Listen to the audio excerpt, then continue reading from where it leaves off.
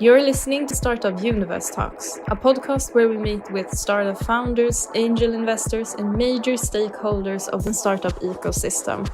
They let us in on the do's and don'ts of running a startup, their career story, and the process of succeeding as well as failing. In other words, everything of interest to startup nerds. Startup Universe is a massive network of opportunities for tech startup founders.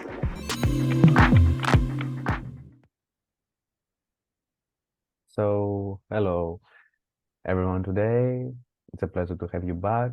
And today we have with us Chris Douvos, founder at AHOY Capital. Thank you, Chris, for being with us today. Thank you for having me. So, can you share a little bit of your story and career so far? And Sure. maybe also add some things about what's AHOY Capital? Sure.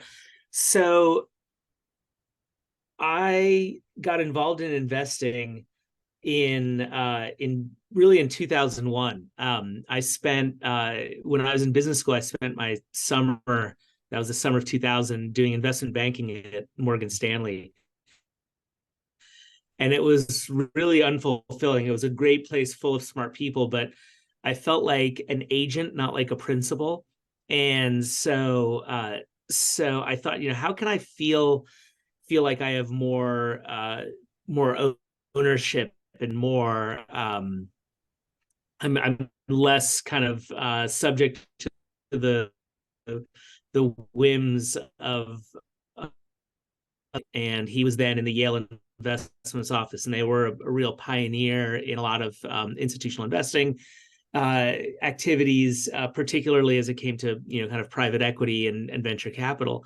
Yale was really the gold standard. And I was talking to my friend who worked there, and he said, being at an endowment is the closest you'll ever come to running your own multi-billion-dollar family office. Mm-hmm. He says we have a single client, the university, low liquidity needs, long time horizon, few tax headaches, all the things that make great investors great, because they have a lot of flexibility. And so what was funny though is he said I said, hey, well, do you think I can get an interview in the office? And he said, you missed your chance. We only hire people out of undergrad, and I'd gone to college there at Yale. And he said, but the guys at Princeton are hiring, and you might want to interview there. And he said, when you go and interview there, talk to them about timber. Timber is this great asset class. And if the price for the commodity is bad, wood prices are depressed, you leave the trees in the ground, they continue to grow, so you got this organic, quite literally organic growth. And so I had this amazing interview where we talked all about timber, oil, and gas, and they hired me to be an associate in real assets. And so there I was. I joined Princeton in 2001, and not long after I joined, maybe 2-3 weeks, one of the people who was there who focused on venture capital quit. And so they said, who wants to do venture capital? And it was 2001, which was probably in the teeth of the worst venture downturn we've seen. It was the aftermath of the dot-com bust. And so nobody wanted to do it. So I got to do venture, and I got to spend time with some of the great, because Princeton had such a great portfolio and continues to have such a great portfolio. I had time with some of the, Doug Leone at Sequoia, Henry McCann's one of the founders of Greylock. These are people I spent time with every quarter, and I just learned so much. It was an amazing kind of platform to learn the craft of investing. And I really fell in love with venture capital. And it was really perfect for an endowment portfolio, because it is in a sense the longest dated, furthest out of the money option you can buy.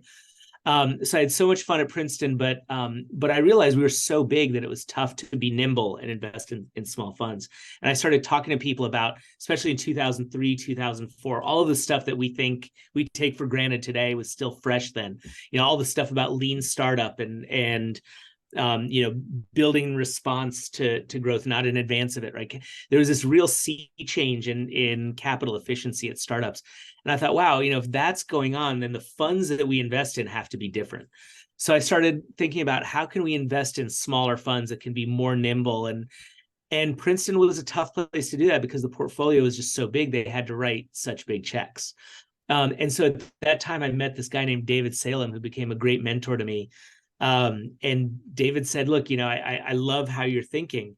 And he says, and this is actually one of the lessons that whenever I talk to people on podcasts, I try to get across, because there's as you guys know, the great English economist John Maynard Keynes said, in matters of reputation, it's better to fail conventionally than to succeed unconventionally, right? And Salem and I were talking, and he said, wow, you got some interesting and fresh ideas. He says, I want you to come and join me and invest heroically. I want you to be a courageous investor. He says, so many people, if you think about life, this is the lesson that I took away from that period of time. If you think about life as in a kind of 2x2 matrix, and I'd been a strategy consultant before that, where on one axis you have, are you right or are you wrong? And on the other axis, are you with the crowd or are you alone, right? And investors, look, we're not Newtonian physicists, right? Like we don't live in a world of laws that, of the physical world. Like in investing, sometimes good decisions have bad outcomes, or some decisions don't have time to play out or play out too quickly, or what have you. And sometimes, good decisions have bad outcomes and bad decisions have good outcomes, right? It's a weird thing. So instead of on that axis, being binary, right or wrong, you have a distribution. And good investors have their distribution skewed towards being more right than average. But the problem is that even investors, this is what Salem said to me that kind of blew my mind. He said, even good investors are wrong a lot, right? And especially, by the way, in venture capital, right? Failure is actually the name of the game, right? 70% of companies go to zero, right? And he says, so you're going to be wrong a lot. And the problem is that when you're wrong and alone, you take career risk, right? Because nobody wants to be wrong and alone. And so, and you have a big bullseye on your back. And if you're wrong and alone too often, you get fired. And Jeremy Grantham, the famous investor, said 85% of decisions in finance are first motivated by the amount of career risk associated with that decision. And that also blew my mind at about the same time. And so Salem said the way people control, their risk is that they move to be with the crowd, right? And he says, so I want you to come and be a courageous investor without the fear of career risk. I want you to do crazy stuff and know that I'm looking out for you. And that was like eye-opening to me. So that's when I left Princeton and joined this firm called TIFF, the Investment Fund for Foundations. And we had a great run there, investing in some of the kind of formative, what we call micro VCs today. So groups like, First Round and I Ventures and Floodgate and OATV, firms that did really, really well. But that wasn't because we were particularly smart. It was because you just couldn't miss at that time. It was such a target-rich environment. I think everybody from that era made money, which was awesome. I can't name anybody who didn't do well from that era. And so I was at TIFF for 7 years. There was a leadership change, and they went a different direction, wanted me to come back to Boston. And I said, but here I am in California. I moved out and opened the TIFF office. I said, I've been enchanted by the sunny and magical land. And so I joined some friends, people I'd known for, at that point, 15 years, who were running a fund of funds. And I said, hey, can I run a little fund, like a little, store within a store here? And a little sandbox fund where I'm focused exclusively on these kinds of early stage, seed stage, pre-seed micro VCs, funds of a modest size, and what have you. So with a concentrated portfolio. And so they said sure. And so I joined a place called Venture Investment Associates, VIA, and I was there from 2011 to 2018, and unfortunately one of my partners passed away, and the business, they decided to go in a different direction to kind of towards sunsetting the business. And so I was able at that point to lift out the funds that I'd been managing, and that's what became AHOY Capital. So that's my journey. And AHOY Capital is a fund of funds, and I take it for granted, but not everybody knows what a fund of funds is, especially entrepreneurs sometimes. Exactly. Right. You mentioned lots of various types of funds. Each fund though has its own mission, and in general, funds are there to generate even bigger returns for the limited partners. But before we move forward, can you explain to our audience what's a fund of funds? Sure. So a fund of funds is a group that aggregates money from investors and invests that capital into underlying venture capital funds that then give it to entrepreneurs.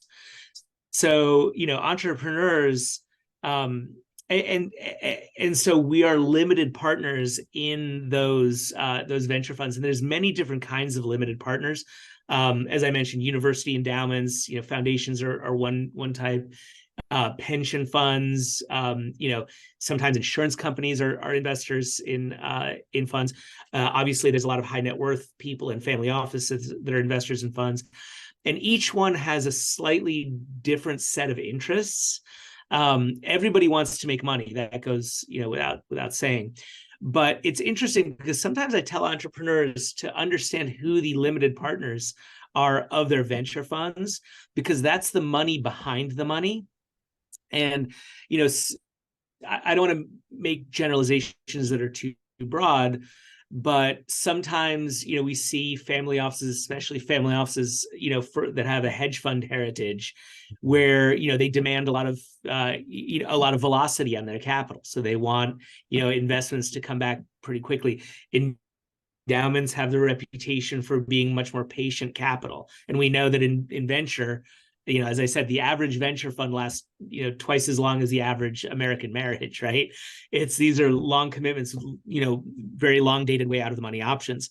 But sometimes the limited partners put pressure on the funds, and that becomes a challenge for the companies that they invest in. So, there can be, kind of slight but important, differences between all these types of investors. And sometimes fund of funds can be very commercial, right? Like, for some fund of funds, the name of the game is deploying all the capital so they can go and raise the next fund, because they want to get another management fee stream. So it's, there's all sorts of different principal agent problems associated with each different kind of investor. And most funds that invest in companies have a blend of these types of investors, but some are dominated by one or two different in different classes. But would you agree with the phrase of that the fund of funds can act as an institutional limited partner to an emerging fund or emerging fund managers? Because usually to emerging fund managers, endowment funds or big family offices don't usually get involved with, because of no traction records, they're still early. So a fund of funds can provide that credit, can support it. Right. So you've hit a very important point, which is some fund of funds exist to back emerging managers, right? So our fund, right now, we're thinking about, our activity for the coming, 2, 3, 4 years. And I think a big part of it is going to be investing in funds that have a Roman numeral lower than 3, right? Their third institutional fund or younger. Because one of the things I've enjoyed is finding promising managers and investing with them, and then kind of riding along with their through their journey. And we've done that going back to 2005-06, where we were the first investor in groups like First Round, which has been very successful here in the US, or Floodgate, or more recently back in 2011, groups like Data Collective, or in 2015 XYZ Ventures and Ross Fabini. And then we've done a bunch of like cool, being the first investor in a bunch of cool funds that are attached to universities, like like E14 fund at MIT. So that's something I enjoy a lot. So I get a lot of personal satisfaction out of it. I think some people are drawn to emerging managers because the return profile can be really attractive if you do it really well. I think generally speaking, the data kind of bops all around the place, but I think generally speaking, emerging managers have performed better over time. The problem is that there's a much higher failure rate among those managers. So the mean, and so there are a lot more variables, and it's tough to find people, right? Like you have to really be enmeshed in the ecosystems and stuff. But there's a handful of, there's Beezer Clarkson at Sapphire Ventures, and they just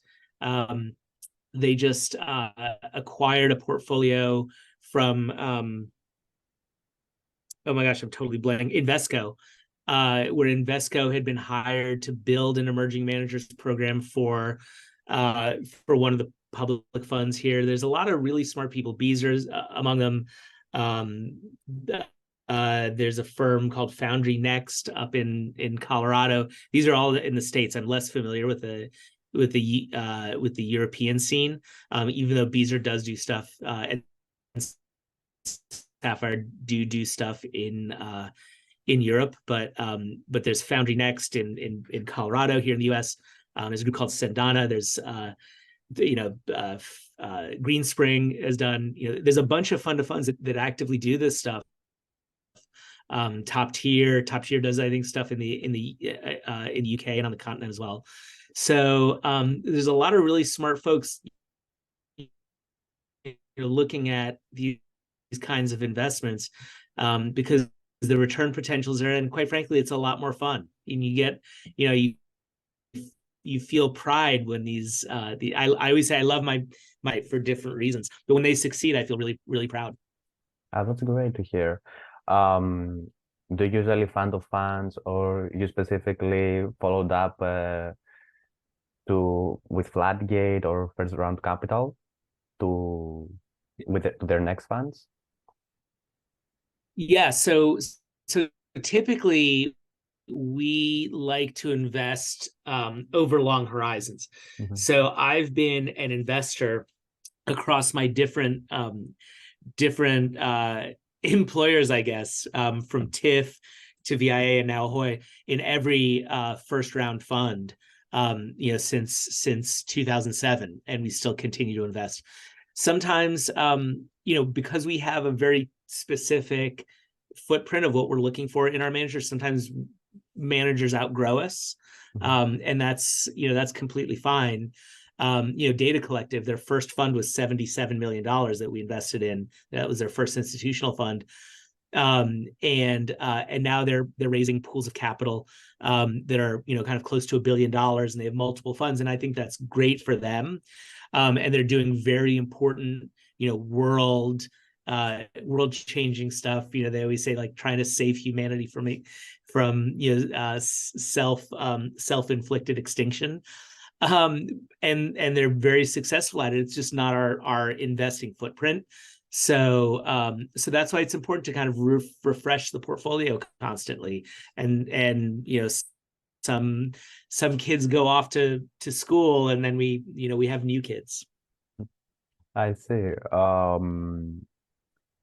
You have mentioned this before, but do you think VCs only care about the financial aspect of the venture model, or there is something more to it, that satisfaction of seeing things becoming successful or changing the world, or something else to it?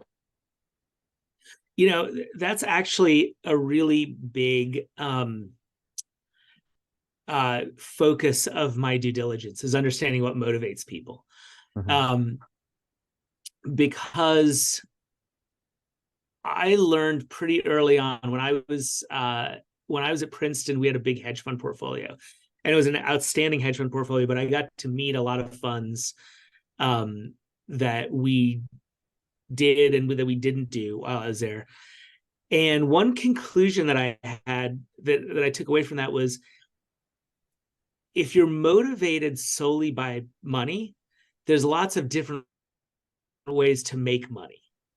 Mm-hmm. And from my perspective as a partner, that makes you fickle, Mm-hmm. right? Like, and that's a real, that became a real concern. So what really motivated my investing, especially in the early days, and continues to be important too, is what I gravitate towards are managers that like to build ecosystems and communities, because that actually builds accountability. And so I think about the different ways these have been built. And I think about how First Round has invested in their platform. And as I think about the First Round people, Josh Koppelman, the founder, he was post-economic even before he started First Round. He had sold a company to eBay, and he had, plenty of wealth, right? But he started a fund because he thought there was an opportunity to re-envision venture capital. And he's I don't call him an investor, I call him a fund entrepreneur, right? Like, he's like, how can we actually like rethink this entire industry? I think of other groups like True Ventures, right, that we've invested in, over time, and has done really well. And they've spent a lot of money in terms of building community, right? Like, and I think that they really enjoy being, they enjoy the tumult of the community that they've built, and the interactions and the frictions and the sparks that sometimes ignite into the flame of an idea, and how to help companies and build companies. So I think, from my perspective, the best investors tend to have some passion beyond the financial, and they have a love of the technology, or a love of the building. And I think that's one of the things that differentiates venture capital from every other form of investing out there. The challenge is, I don't want to talk too much, but the challenge with that is, one thing we've seen in the last 10 years or 10 years or so is a lot of people who, company operators who have entered the space as investors. Mm-hmm.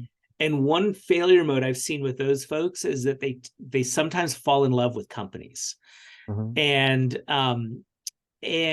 or fall in love with the technologies. And being an investor and being an operator are two different skill sets. There's some things that translate, but ultimately, a lot of people like that come into the business and they're cheerleaders for their companies, and kind of constantly, being entrepreneur friendly. But I say, like, one of the things I always say I'm looking for people who are personal trainers, who are going to tell you to do those extra, reps at the gym, not people who are just going to, pat you on the head and say you're doing great. And that's, I think that's how, that's one of the challenges, even though those people have a passion for the companies and the industry and everything, that I do look for, it's a fine line, to walk. Yeah, that's really inspiring. And apart, okay, let's say we find those people that are truly passionate. You have been an investor yourself, you are interacting with other investors daily, a variety of types actually. I presume you have identified some common patterns where they decide to put their money in. Any advice to the emerging fund managers watching us? Some things that they can follow, some things that they can avoid? In terms of, experience from funds I've seen? Yeah. Yeah. And personally, also, what would you like to see? Yeah. So, our investing motto is, and it comes from the inscription on a medal that they used to give away as a prize to a distinguished alumnus or alumna at my high school. And the inscription said, "Give me a robust nonconformist with the courage of their convictions." And that's kind of what I look for in investors. So robust nonconformist, somebody that is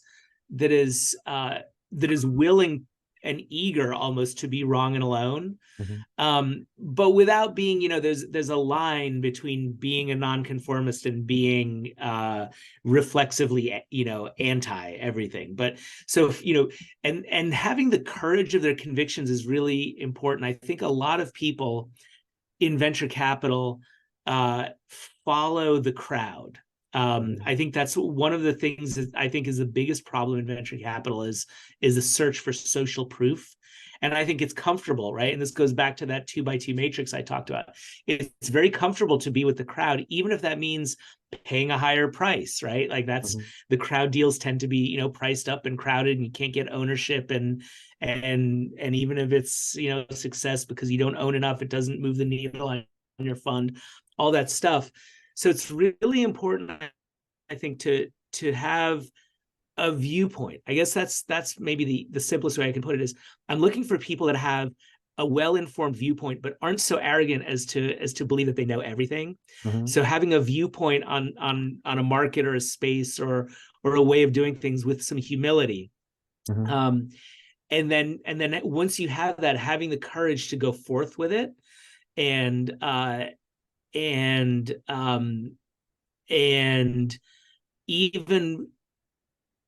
even a willingness to sit with that discomfort of being alone. And it's hard to be alone. When you're alone, it's hard to raise money, right? And so, you know, you do have to walk a line, but the biggest wins I've seen have been people who have done things that were out of favor or difficult to understand, because, you know, by the very nature of, if something is, you know, easy to do, a lot of people do it.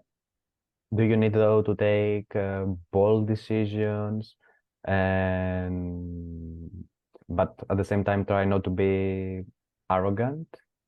You know, when people are arrogant, you need to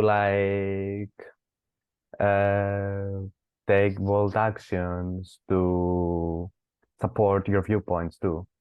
Yeah. And there's a fine line between confidence and arrogance. I think, you know, people who are confident have a viewpoint, but are not seeking the confirming data, right? There's a big confirmation bias where people prove they're right. And I think people who are confident have the humility to understand that there might be different answers there. I think when you're arrogant, you have blind spots, right? And you don't know what you don't know, and you don't care what you don't know, right? And and sometimes people are lucky, and I guess that's the like mystery and the paradox of entrepreneurship, right? Like, you know, entrepreneurs are by definition, and I have the incredible respect, you know, by definition, are doing things that are crazy, right? That's why when they're successful, they can make so much money, and they can walk through walls and you know, do things that are completely crazy because nobody's ever told them that they're crazy. And so, and that's why, you know, you used the word a few moments ago, you know, bold. I think that's why entrepreneurship is there's a lot of value to having, you know, some gray hair like me, but entrepreneurship is a great young person's game, because, you know, you can, if you have a vision and the courage to follow that vision and the boldness to move ahead with it, you can really create something, you know, where there's nothing. And I think that's how, you know, the world moves forward. And I think that's exciting. Oh, that's great. So I don't know if it's a coincidence or not, whether the years that you have spent on the industry, but you said it yourself, you have worked and met some very remarkable and successful people. How does networking usually happen for you? Any tips for us that we can follow? Yeah, you know, networking is a really important part of any, you know, any success. I think starts with, you know, a connection, right? And one of the partners at First Round, it's actually First Round Capital does this thing called First Round Review, which is a great resource for entrepreneurs. They spend a lot of energy and thought on, you know, kind of producing good content, and they've just had the 10th anniversary of the First Round Review, and they were putting up some of the greatest hits of the last 10 years. And I saw Chris Fralick. He was an early partner, a very successful investor. He's the guy who did, among other things, he invested in Roblox. A lot of people. I'm talking to people now who grew up playing Roblox, and I'm like, oh, I remember when we made that investment in 2008. But anyhow, Fralick wrote an article about how to become a master of networking, and I can't do it justice, but anybody who's listening, I recommend they generally look up First Round Review and then find Fralick's article. His name is Fralic.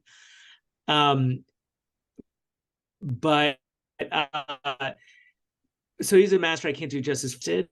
And I think a lot of people, when they go out and meet people, they want to talk about themselves, because that's kind of what we're trained to do. And you want to tell people how great you are, so that they pay attention to you. But I think really what's more interesting is kind of leading with curiosity, and just talking about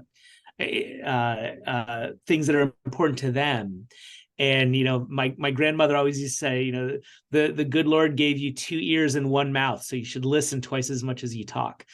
And I think about some of the best networking conversations I've had have come from places where I went to a data scientist meetup, and people seek comfort, right? Like, so seek a little discomfort. Like, I don't know anything about data science, and this was in 2010.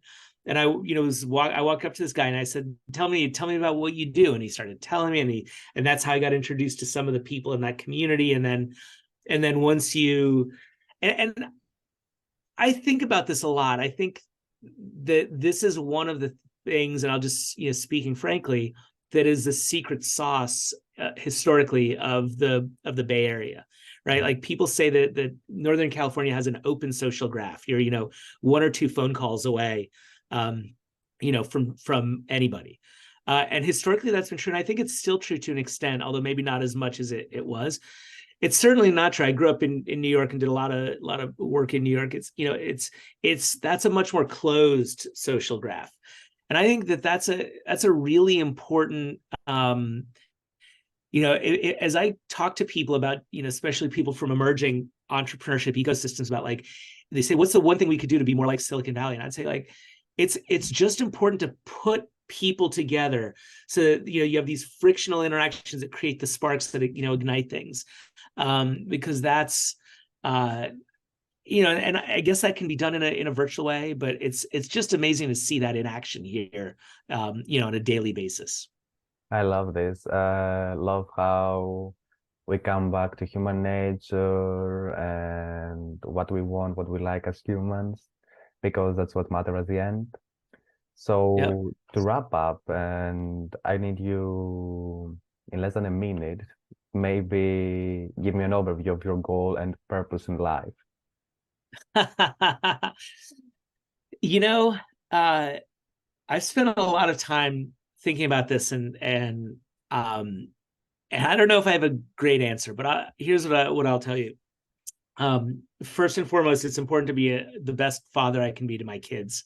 And that doesn't mean to be their best buddy, but it means to give them the strength to, go out and be citizens in the world, right? And the world is a harder and harder place to navigate with each day. And I'm super proud of both my kids. My daughter is 23 years old, and she's teaching here in an inner city, and she's teaching 4th grade, and that's a huge challenge. And I'm super proud of her. And my son, he wants to be an anthropologist, and you know what? I think that's fantastic, and I'm super proud of him. He just wrote his final essay, and he got an A on the essay about the video game Red Dead Redemption in an anthropological context. So if anybody's a gamer, RDR is a wild video game. And so, kudos to him for internet. And I'm super proud of both those guys. They're great kids. In terms of what I enjoy and what motivates me on a daily basis, is I love community, right? Like, it's so important to me to be to be engaged in and to be in a network node. Actually, that's one thing that I love. I believe that Silicon Valley is important. I believe that entrepreneurship is important. The American poet Walt Whitman wrote, and he said this about California, but I think it's true about entrepreneurship globally. But he said, in California, I see the genius of the modern, the child of the real and the ideal, right? And so I feel really like a part of the genius of the modern, and being able to, be a connector here, and to have been around long enough to know that, to know a lot of people, and to know, I don't have a lot of resident knowledge, but there's two kinds of knowledge: actually knowing something and then knowing where to find that thing. And so I spent the last 23 years learning where to find the thing. And it's very important to me when people call me up to be able to send them in the right direction. And so being that kind of, in basketball, like the point guard, I just want to be a point guard, and that gives me a lot of joy and a lot of pleasure. That's exciting. Yeah, really. I don't have any more questions for you, Chris. Thank you very much for taking the time and being with us today.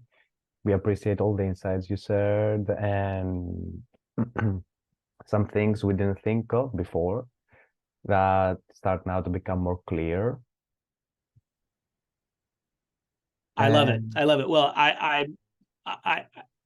I believe, I'm so excited about the energy, and we were talking before about what you're doing and what's going on, and I just love the energy. Energy feeds on itself, and if I've learned anything, I think this is, people in the United States make fun of California because we try to manifest things, but I really believe that the energy you put out is the energy you get back, and if you keep putting out positivity will come back.